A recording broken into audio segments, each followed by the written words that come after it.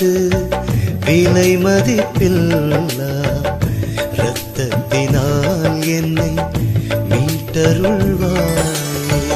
இயேசுவே உமது விலை மதிப்பில்லா இரத்தத்தினால் என்னை மீட்டருள்வாயே.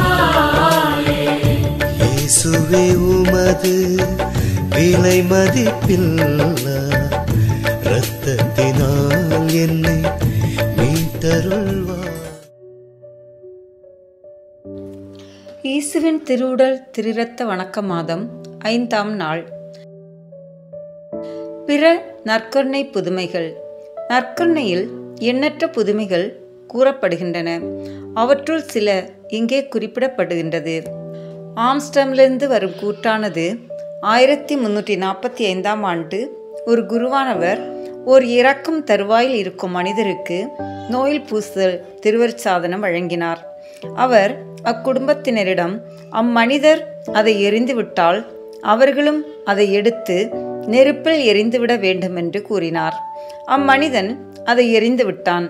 குருவின் வேண்டுகோள் படியே அவர்களும் அதை நெருப்பில் எரிந்து விட்டார்கள். மறுநாள் காலை ஒரு பெண்மணி தீயை குறைக்க வந்தாள். அவள் அப்பமானது விளிம்பில் ஒளியுடன் சூழப்பட்டு இருப்பதை கண்டாள். இது ஒருவாறு மனித செரிமான பகுதியையும் தீயையும் கடந்து விட்டதாகவே தோன்றினாலும் பாதிப்பேதும் அடையவில்லை. மற்றொரு கூற்றின்படி பவேரியாவில் உள்ள ஒரு விவசாயி எழுந்தேற்றம் செய்யப்பட்ட அப்பத்தை திருப்பலியிலிருந்து வீட்டிற்கு அது தனது குடும்பத்திற்கு நல்ல நேரத்தை கொண்டு வரும் என்ற நம்பிக்கையில் கொண்டு வந்தான். இருந்தாலும் அவன் தான் செய்வது மாபெரும் தவறு என்ற உணர்வினால் மனம் நொந்து பாவ மன்னிப்பு பெறுவதற்காக கோவிலுக்கு செல்ல திரும்பினான். அங்கனம் அவன் திரும்பியதும் அந்த அப்பமானது கையிலிருந்து பறந்து சென்று தரையில் இறங்கியது. அவன் அதை தேடினான். ஆனால் அவனால் பார்க்க முடியவில்லை. அவன் திரும்பி சென்று உடன் பல கிராமவாசிகளுடனும் குருவுடனும் வந்தான். அவர்கள் அது சற்று தொலைவில் இருப்பதை கண்டார்கள். அவர்களோ அதை எடுக்க குனிந்தனர். அதுவோ மீண்டும் பறந்து சென்று மிதந்த வண்ணம் தரையில் அமர்ந்து மறைந்தது. இந்நிகழ்வு ஆயருக்கு அறிவிக்கப்பட்டு அவரும் அவ்விடம் வந்து அதை எடுக்க முயல அது மீண்டும் பறந்து சற்று அதிக நேரம் தொங்கி கீழே விழுந்து மறைந்தது.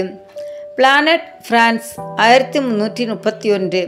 பிளானட் என்ற ஊர் சித்திரம் போன்ற மலைகளால் சூழப்பட்ட நெடிய குறுகிய பள்ளத்தாக்கில் அமைந்துள்ளது. அமைவிடத்தால் அது முக்கியத்துவமற்று இருந்த போதிலும் கடவுளால் அனுகூலம் செய்யப்பட்டது. அவர்தான் அதை நற்கருணை புதுமையால் மேன்மைப்படுத்தியவர். அந்த நிகழ்வின் கண்கூடான சான்று இன்றும் அது நிகழ்ந்த தேவாலயத்தில் பேணப்படுகிறது. அந்நாட்களில் நற்கருணை பெறுவதற்காக பீடக்கிராகதியில் ஒருவர் பக்கம் மற்றொருவராக முழந்தாளில் நிற்பார். இரு பீட சிறுவர்கள் கிராதியில் நீளவாக்கில் பீடத்தை பார்த்து தொங்கிக் கொண்டிருக்கும் லெனின் துணியின் கீழ் விளிம்பை எடுத்து மடித்து பிடிப்பார்கள். நற்கருணையை பெற்றுக்கொள்வோர் துணியின் அடியில் கை வைத்திருப்பார்கள். இதனால் நற்கருணை துகள்கள் தவறி விடும்போது நேரடியாக குருவானவரால் நாவில் வழங்கப்படும், தரையில் விழாது. மீண்டும் அது வழங்கப்படும். இந்த புதுமையானது 1331ஆம் ஆண்டு மார்ச் 31 உயிர்ப்பு ஞாயிறு அன்று பிளானட் நகரின் முதன்மை குரு கக்யூஸ் தேலா பாமேயால் நிறைவேற்றப்பட்ட முதல் திருப்பலியில் நிகழ்ந்தது. புனித விழா நிகழ்வு என்பதால் பீட சிறுவர்களுடன் அதே பங்கை சேர்ந்த தாமஸ் கெய்லட் மற்றும் கையட் பெசன் என்னும் இருவர் உதவி கொண்டிருந்தனர். திருவிருந்தின் போது திருவிருந்தினர் அனைவரும் பீட கிராதிக்கு சென்று அந்த துணியின் அடிப்பகுதியில் கையினை வைத்து குருவிற்காக எதிர்பார்த்து இருந்தனர். இறுதியில் நற்கருணையை பெறுபவர்களில் ஒருவராக ஜாக்யூட்டோ என்னும் விதவை இருந்தாள். குருவானவர் அவளது நாவில் நற்கருணை வைத்து திரும்பி பீடத்தை நோக்கி நடக்க ஆரம்பித்தார். திருப்பலியில் பங்கு கொண்டோர் பலரும் அவர்களுடன் கெய்லட் மற்றும் பெசனும் அவளது வாயிலிருந்து நற்கருணை கீழே விழுந்ததை பார்த்தனர். கெய்லட் பீடத்திற்கு சென்று இவ்வெதிர்பாரா நிகழ்வை குருவிடம் தெரிவித்தார். அவர் கிராதியை நெருங்கி வந்து மிகச் சரியாக அப்பத்தின் அளவிலே இருந்த இரத்தப் புள்ளியை அந்த துணியில் பார்த்தார். அதுவோ இரத்தத்தில் முழுதும் கரைந்து விட்டது போல் தோன்றியது. திருப்பலி முடிந்தபின் குருவானவர் அந்த துணியை எடுத்து குனிந்து ஒரு பாத்திரத்தில் உள்ள சுத்தமான நீரில் அந்த இரத்த புள்ளி இருந்த துணிப்பகுதியை வைத்தார். அவர் அந்த புள்ளியை பலமுறை விரலால் சுரண்டிய பின் அது குறைவதற்கு பதிலாக பெரிதாவதை கண்டார். அவர் அந்த துணியை எடுக்கும்போது அந்த நீர் இரத்தமயமாய் ஆகியிருப்பதை கண்டார். குருவானவரும் அவரது உதவியாளர்களும் ஆச்சரியமும் அத்துடன் பயமும் கொண்டு இது நமது ஆண்டவர் இயேசு கிறிஸ்துவின் விலைமிகுந்த இரத்தம் என்று வியந்தனர். குருவானவர் கழுவிய பின் கத்தி எடுத்து அப்பத்தினால் ஏற்பட்ட இரத்த பகுதியை துணியிலிருந்து வெட்டி எடுத்தார். அந்த சதுர வடிவ துணியானது சங்கைக்குரிய விதமாக பீடப்பேழையில் பொருத்தப்பட்டது. இந்த புதுமையானது விசாரணை செய்யப்பட்டு பின் பாப்பானவர் 22ஆம் அருள் சின்னப்பரால் உறுதி செய்யப்பட்டது. பல வருடங்களுக்கு பின் அந்த துணியானது சிறப்பான கதிர் பாத்திரத்தில் வைக்கப்பட்டது. அதில்தான் அது இன்று வரை இருக்கிறது.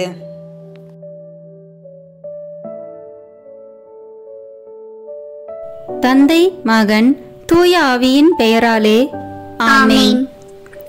நம்பிக்கை அறிக்கை. விண்ணகத்தை மண்ணகத்தில் படைத்த எல்லாம் வல்ல தந்தையாகிய கடவுளை நம்புகின்றேன். அவருடைய ஒரே மகனாகிய நம் ஆண்டவர் இயேசு கிறிஸ்துவை நம்புகின்றேன். இவர் தூய ஆவியாரால் கருவுற்று கன்னி மரியாவிடமிருந்து பிறந்தார். போந்திய பிலாத்தின் அதிகாரத்தில் பாடுபட்டு சிலுவையில் அறையப்பட்டு இறந்து அடக்கம் செய்யப்பட்டார். பாதாளத்தில் இறங்கி 3ஆம் நாள் இறந்தோரிடமிருந்து உயிர்த்தெழுந்தார். விண்ணகத்திற்கு எழுந்தருளி எல்லாம் வல்ல தந்தையாகிய கடவுளின் வலப்பக்கத்தில் வீற்றிருக்கின்றார். அங்கிருந்து வாழ்வோருக்கும் இறந்தோருக்கும் தீர்ப்பு வழங்க வருவார். தூய ஆவியாரை நம்புகின்றேன். புனித கத்தோலிக்க திருஅவையை நம்புகின்றேன். புனிதர்களின் உறவு ஒன்றிப்பை நம்புகின்றேன். பாவ மன்னிப்பை நம்புகின்றேன். உடலின் உயிர்ப்பை நம்புகின்றேன். நிலைவாழ்வை நம்புகின்றேன். ஆமென். விண்ணுலகில் இருக்கிற எங்கள் தந்தையே, உமது பெயர் தூயது என போற்ற பெறுக. உமது ஆட்சி வருக. உமது திருவுளம் விண்ணுலகில் நிறைவேறுவது போல மண்ணுலகிலும் நிறைவேறுக. எங்கள் அன்றாட உணவை இன்று எங்களுக்கு தாரும். எங்களுக்கு எதிராக குற்றம் செய்வோரை நாங்கள் மன்னிப்பது போல எங்கள் குற்றங்களை மன்னியும். எங்களை சோதனைக்கு உட்படுத்தாதேயும், தீமையிலிருந்து எங்களை விடுவித்தருளும். ஆமென். அருள் நிறைந்த மரியே வாழ்க. ஆண்டவர் உம்முடனே, பெண்களுக்குள் ஆசி பெற்றவர் நீரே. உம்முடைய திருவயிற்றின் கனியாகிய இயேசுவும் ஆசி பெற்றவரே. புனித மரியே, இறைவனின் தாயே, பாவிகளாய் இருக்கிற எங்களுக்காக இப்பொழுதும் எங்கள் இறப்பின் வேளையிலும் வேண்டிக் கொள்ளும். ஆமென். தந்தைக்கும் மகனுக்கும் தூய ஆவியாருக்கும் மாட்சி உண்டாகுக. தொடக்கத்தில் இருந்தது போல இப்பொழுதும் எப்பொழுதும் என்றென்றும் இருப்பதாக. ஆமென். இந்த முதலாம் தேவத ரகசியத்தில் தேவ நற்கருணையின் முன் அடையாளத்தை தியானிப்போம். தண்ணீரை திராட்சை ரசமாக மாற்றிய புதுமை. யோவான் எழுதிய நற்செய்தியிலிருந்து வாசகம். அதிகாரம் 2, இறை வார்த்தைகள் 1 முதல் 11 வரை. கானாவில் திருமணம். 3ஆம் நாள் கலிலியாவில் உள்ள கானாவில் திருமணம் ஒன்று நடைபெற்றது. இயேசுவின் தாயும் அங்கு இருந்தார். இயேசுவும் அவருடைய சீடரும் அத்திருமணத்திற்கு அழைப்பு பெற்றிருந்தனர்.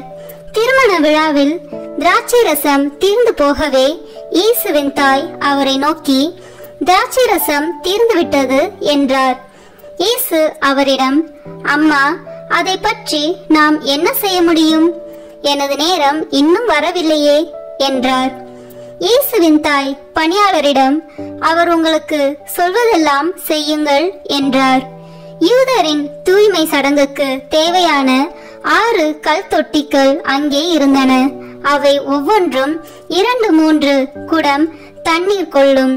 இயேசு அவர்களிடம், இத்தொட்டிகளில் தண்ணீர் நிரப்புங்கள் என்று கூறினார். அவர்கள் அவற்றை விளிம்பு வரை நிரப்பினார்கள். பின் அவர், இப்போது மொண்டு பந்தி மேற்பார்வையாளரிடம் கொண்டு போங்கள் என்று அவர்களிடம் கூறினார்.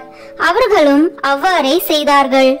பந்தி மேற்பார்வையாளர் திராட்சை ரசமாய் மாறியிருந்த தண்ணீரை சுவைத்தார்.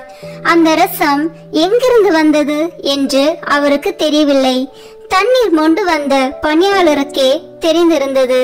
ஆகையால் பந்தி மேற்பார்வையாளர் மணமகனை கூப்பிட்டு, எல்லோரும் நல்ல திராட்சை ரசத்தை முதலில் பரிமாறுவர். யாவரும் விருப்பம் போல குடித்த பின் தரம் குறைந்த ரசத்தை பரிமாறுவர். நீர் நல்ல ரசத்தை இதுவரை பரிமாறாமல் ஏன் வைத்திருந்தீர் என்று கேட்டார். இதுவே இயேசு செய்த முதல் அரும் அடையாளம். இது கலிலியாவில் உள்ள கானாவில் நிகழ்ந்தது. இதன் வழியாக அவர் தம் மாட்சியை வெளிப்படுத்தினார். அவருடைய சீடரும் அவரிடம் நம்பிக்கை கொண்டனர். ஆண்டவரின் அருள்வாக்கு. இறைவனுக்கு நன்றி. இதிலிருந்து நாம் கடைபிடிக்க வேண்டிய புண்ணியம், பங்கேற்பு மற்றும் ஈடுபாடு. விண்ணுலகில் இருக்கிற எங்கள் தந்தையே, உமது பெயர் தூயது என போற்ற பெறுக. உமது ஆட்சி வருக. உமது திருவுளம் விண்ணுலகில் நிறைவேறுவது போல மண்ணுலகிலும் நிறைவேறுக. எங்கள் அன்றாட உணவை இன்று எங்களுக்கு தாரும். எங்களுக்கு எதிராக குற்றம் செய்வோரை நாங்கள் மன்னிப்பது போல எங்கள் குற்றங்களை மன்னியும்.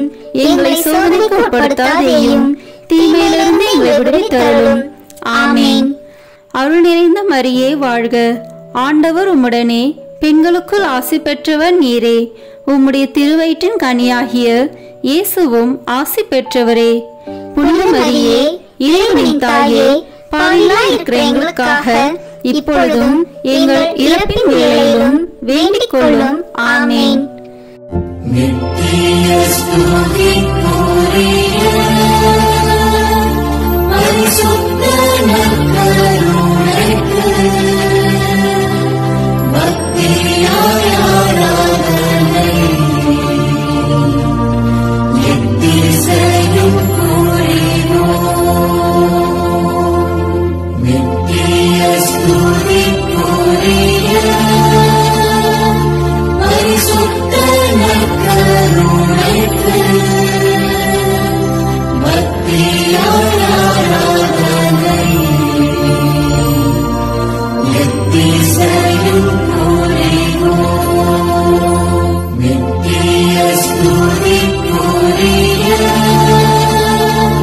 பரிசுத்த நற்கருணைக்கு பக்தியாய் ஆராதனை எத்திசையும் புரிவோம். தந்தைக்கும் மகனுக்கும் தூய ஆவியாருக்கும் மாட்சி உண்டாகுக. தொடக்கத்தில் இருந்தது போல இப்பொழுதும் எப்பொழுதும் என்றென்றும் இருப்பதாக. ஆமேன். இரண்டாம் தேவ ரகசியத்தில் தேவ நற்கருணையை வாக்களித்ததை தியானிப்போம். 5 அப்பம் பழுகியது. யோவான் எழுதிய நற்செய்தியிலிருந்து வாசகம். அதிகாரம் 6, இறை வார்த்தைகள் 1 முதல் 13 வரை. அப்பம் பகிர்ந்தளித்தல்.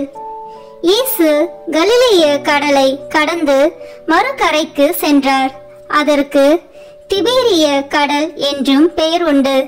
உடல் நலம் அற்றோருக்கு அவர் செய்து வந்த அரும் அடையாளங்களை கண்டு மக்கள் பெருந்திரளாய் அவரை பின்தொடர்ந்தனர். இயேசு மலை மேல் ஏறி தம் சீடரோடு அமர்ந்தார்.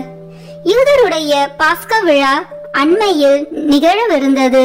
இயேசு நிமிர்ந்து பார்த்து மக்கள் பெருந்திரளாய் அவரிடம் வருவதைக் கண்டு, இவர்கள் உண்பதற்கு நாம் எங்கிருந்து அப்பம் வாங்கலாம் என்று பிலிப்பிடம் கேட்டார். தாம் செய்ய போவதை அறிந்திருந்தும் அவரை சோதிப்பதற்காகவே இக்கேள்வியை கேட்டார். பிலிப்பு மறுமொழியாக, 200 தென்னாரியத்திற்கு அப்பம் வாங்கினாலும் ஆளுக்கு ஒரு சிறு துண்டும் கிடைக்காதே என்றார். அவருடைய சீடருள் ஒருவரும் சீமோன் பேதுருவின் சகோதரமான அந்திரேயா, இங்கே சிறுவன் ஒருவன் இருக்கிறான். அவனிடம் 5 வற்கோதுமை அப்பங்களும் 2 மீன்களும் உள்ளன. ஆனால் இத்தனை பேருக்கு இவை எப்படி போதும் என்றார். இயேசு மக்களை அமரச் செய்யுங்கள் என்றார். அப்பகுதி முழுவதும் புல் தரையாய் இருந்தது.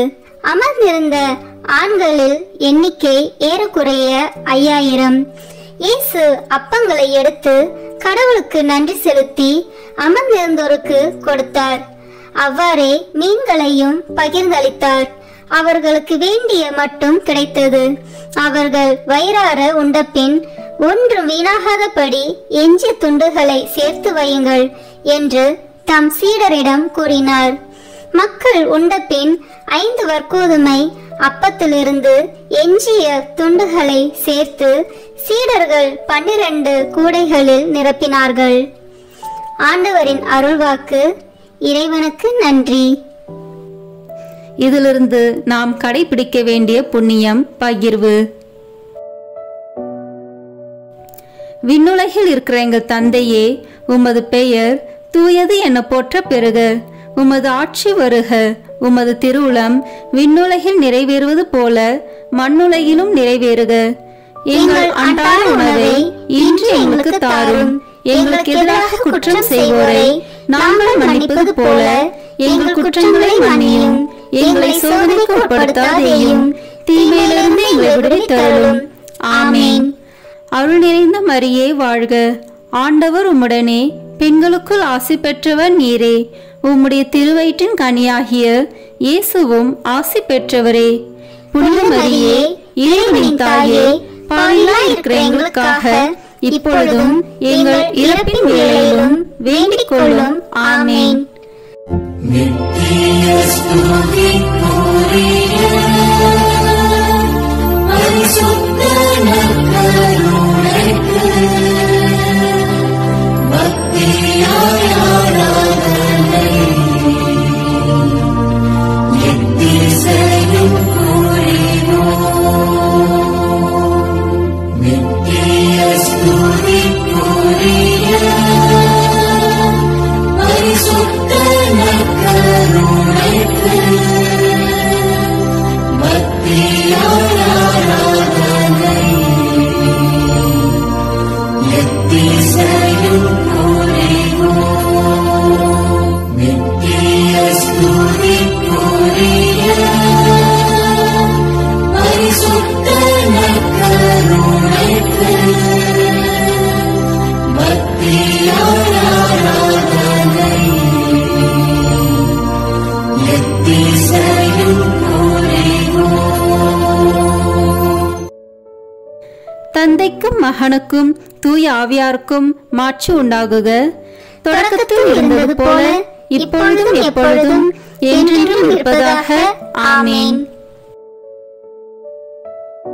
இந்த 3ஆம் தேவ ரகசியத்தில் தேவ நற்கருணையை நிறுவியதை தியானிப்போம். கடைசி ராவுணவு.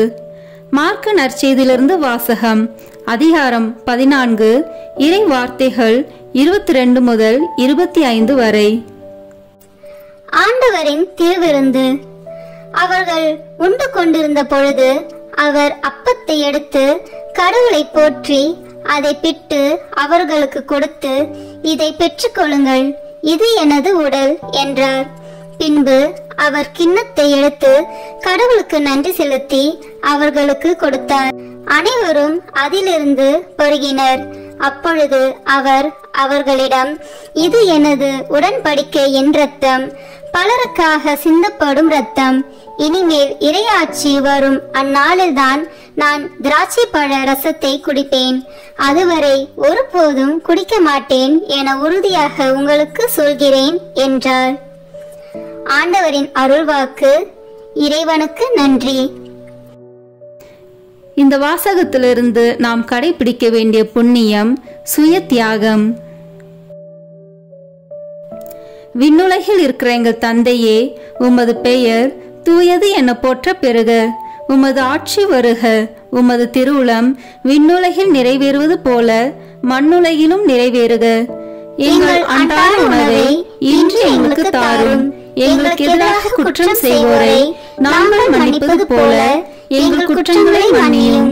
எங்களை சோதனைக்கு உட்படுத்தாதேயும், தீமையிலிருந்து எங்களை விடுவித்தருளும். ஆமேன். அருள் நிறைந்த மரியே வாழ்க, ஆண்டவர் உம்முடனே, பெண்களுக்குள் ஆசி பெற்றவர் நீரே. உம்முடைய திருவயிற்றின் கனியாகிய இயேசுவும் ஆசி பெற்றவரே. புனித மரியே, இறைவனின் தாயே, பாவிகளாய் இருக்கிற எங்களுக்காக இப்பொழுதும் எங்கள் இறப்பின் வேளையிலும் வேண்டிக் கொள்ளும். ஆமேன். நித்திய ஸ்துதிக்குரிய பரிசுத்த நற்கருணைக்கு பக்தியாய் ஆராதனை எத்திசையும் புரிவோம். நித்திய ஸ்துதிக்குரிய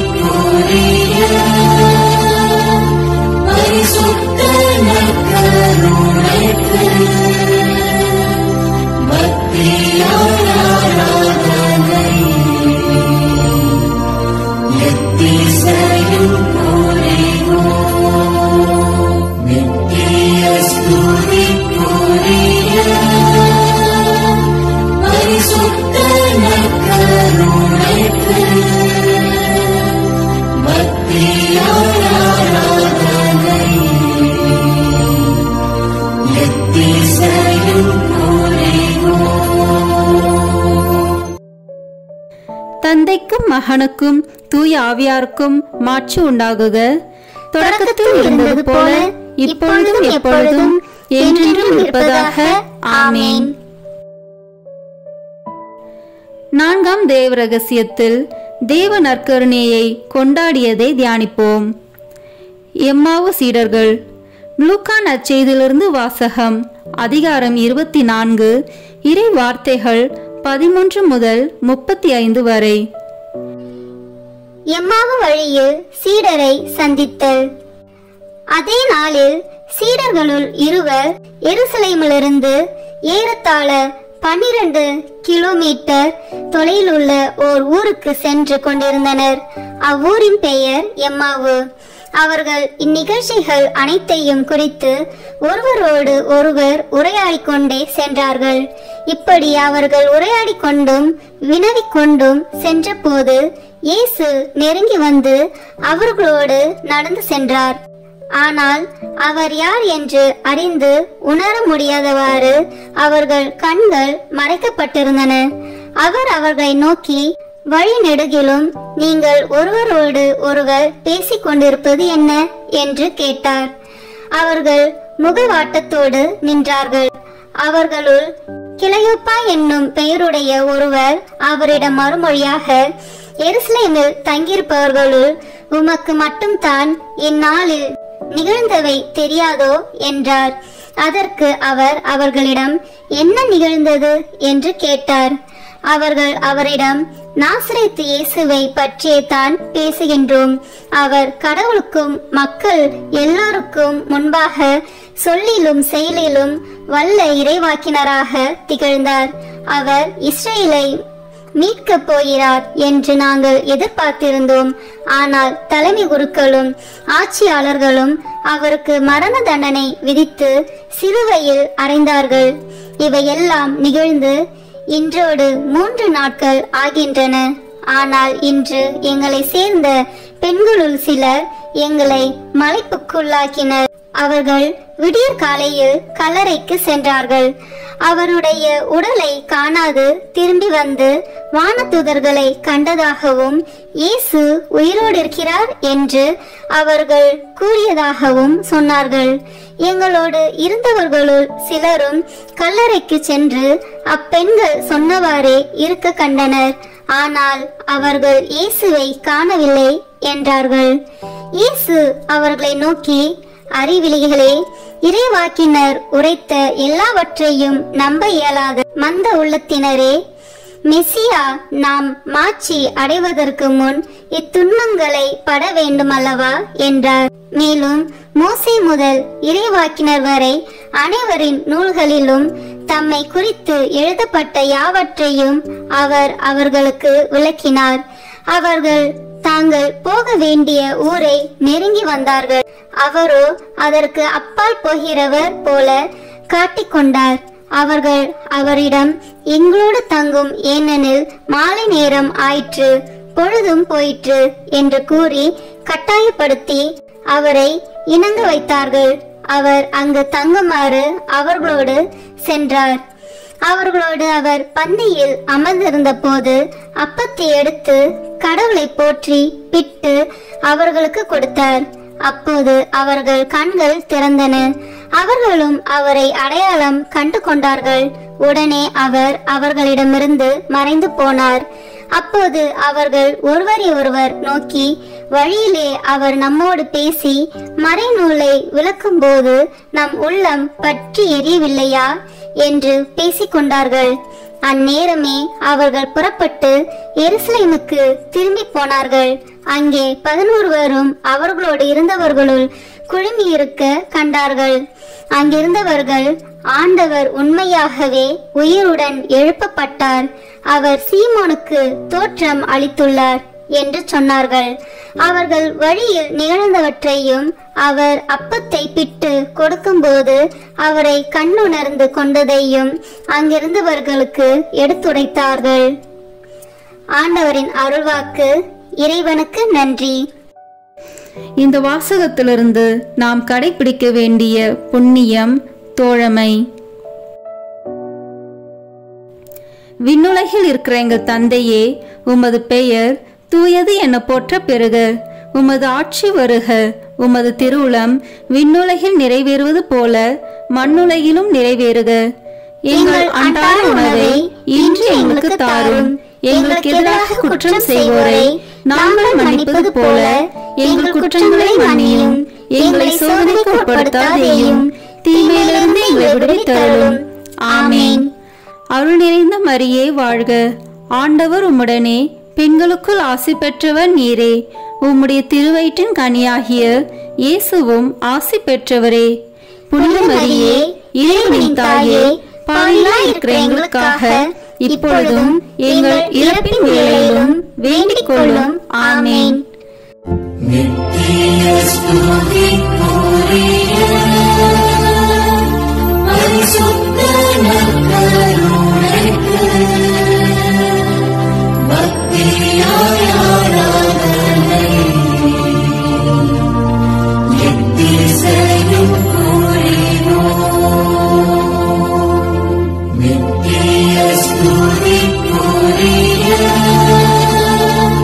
பரிசுத்த நற்கருணைக்கு பக்தியாய் ஆராதனை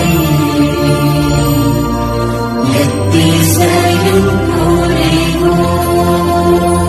நித்திய ஸ்துதிக்குரிய பரிசுத்த நற்கருணைக்கு பக்தியாய் ஆராதனை எத்திசையும் புரிவோம். தந்தைக்கும் மகனுக்கும் தூய ஆவியாருக்கும் மாட்சி உண்டாகுக. தொடக்கத்தில் இருந்தது போல இப்பொழுதும் எப்பொழுதும் என்றென்றும் இருப்பதாக. ஆமேன். 5ஆம் தேவ ரகசியம். இன்று தேவ நற்கருணையில் இயேசுவின் பிரசனம். உலகம் முடியும் வரை எந்நாளும் உங்களோடு இருக்கிறேன். மத்தேயு எழுதிய நற்செய்தி நூலிலிருந்து வாசகம். அதிகாரம் 28, இறை வார்த்தைகள் 16 முதல் 20 வரை. இயேசு சீடருக்கு கட்டளை கொடுத்து அனுப்புதல்.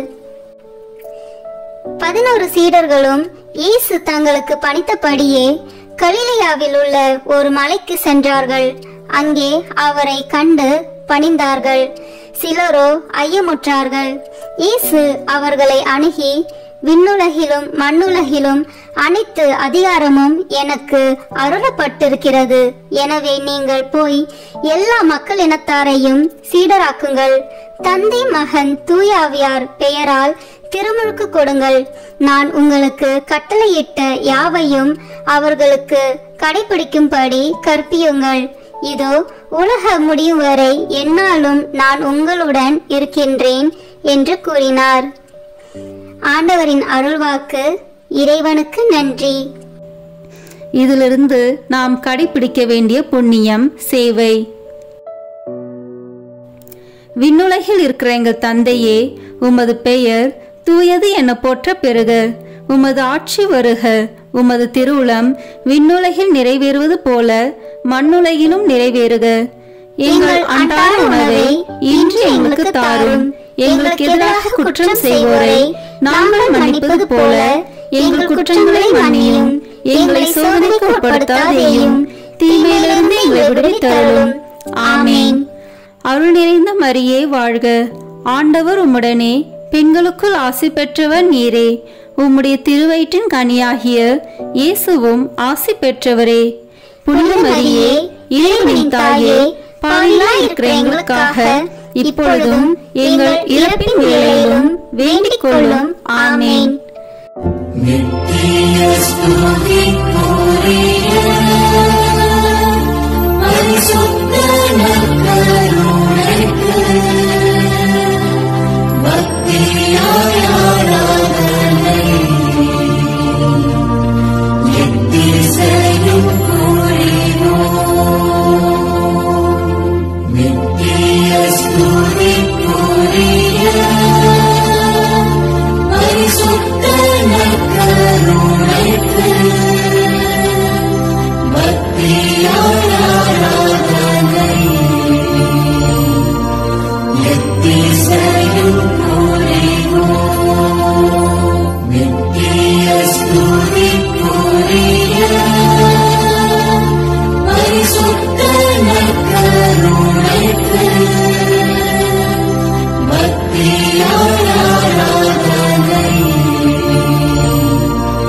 எத்திசையும் புரிவோம்.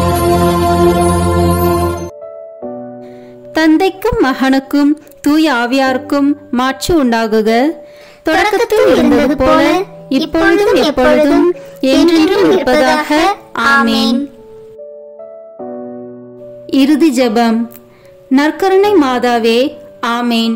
உம்முடைய வார்த்தையின்படியே எனக்கு ஆகட்டும் என்று சொல்லி நற்கருணை நாதரை பெற்று கொண்டவரே, காடு மலை என்று பாராமல் எலிசபெத் அம்மாளுக்கு உதவி செய்ய நற்கருணை நாதரை சுமந்து கொண்டு விரைந்து சென்றவரே, உலகம் மீட்பு பெறுவதற்காக நற்கருணை நாதரை ஈன்றவரே, காலமெல்லாம் நற்கருணை நாதரை தியானித்து கடவுளை புகழ்ந்து கல்வாரி மலைக்கு ஆண்டவர் இயேசுவோடு பலியாகி தேவ நற்கருணையாக மாறியவரே, நாங்களும் உயிருள்ள தேவ நற்கருணையாக வாழ எங்களுக்காக பரிந்து பேசுவீராக.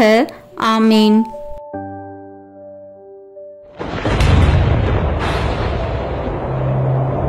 கல்வாரி மலையில்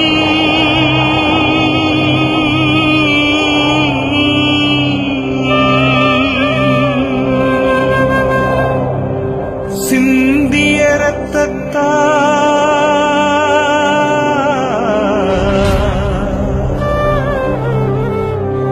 என்னை கழுவும் இயேசுவே.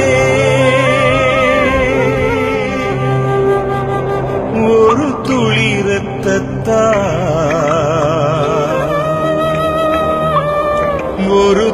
இரத்தத்தால் என்னை கழுவும் இயேசுவே.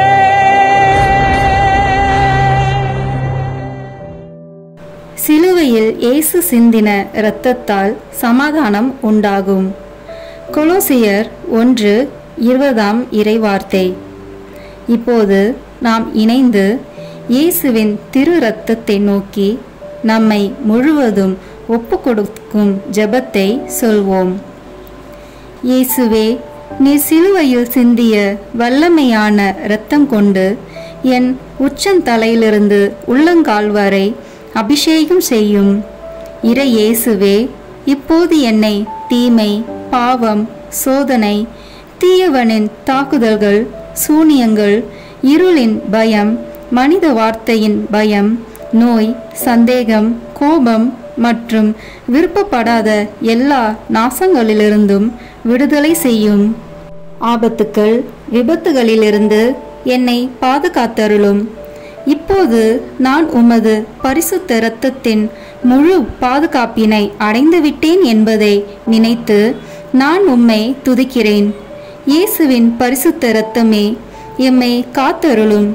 இயேசுவின் தூய இரத்தமே பரிசுத்த மனசாட்சியை தாரும்.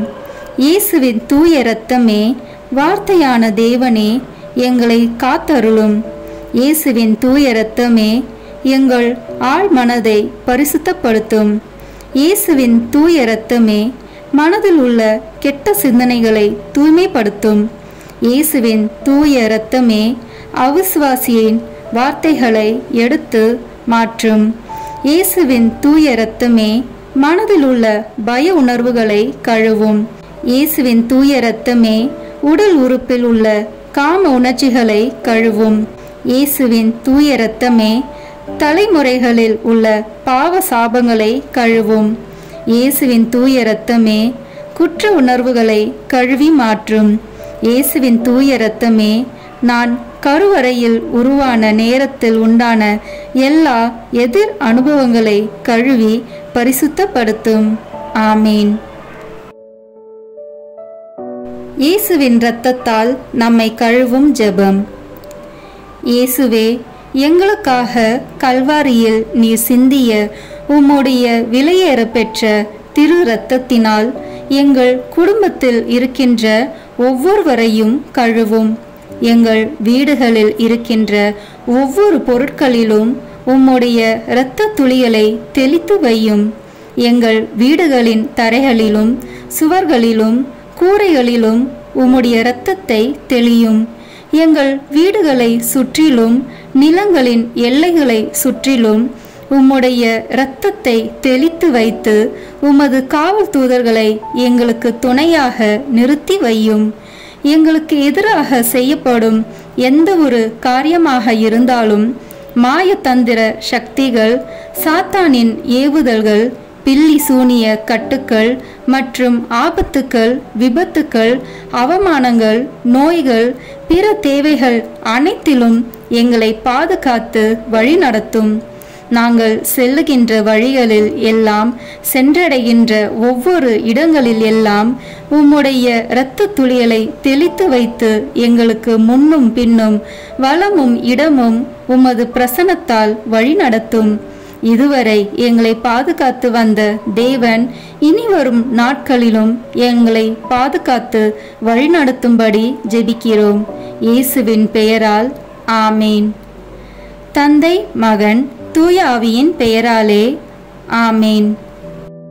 இந்த வீடியோ உங்களுக்கு பிடிச்சிருக்குன்னா லைக், ஷேர், கமெண்ட் பண்ணுங்க. மறக்காம சப்ஸ்கிரைப் பட்டன் பிரஸ் பண்ணுங்க. தேங்க்யூ.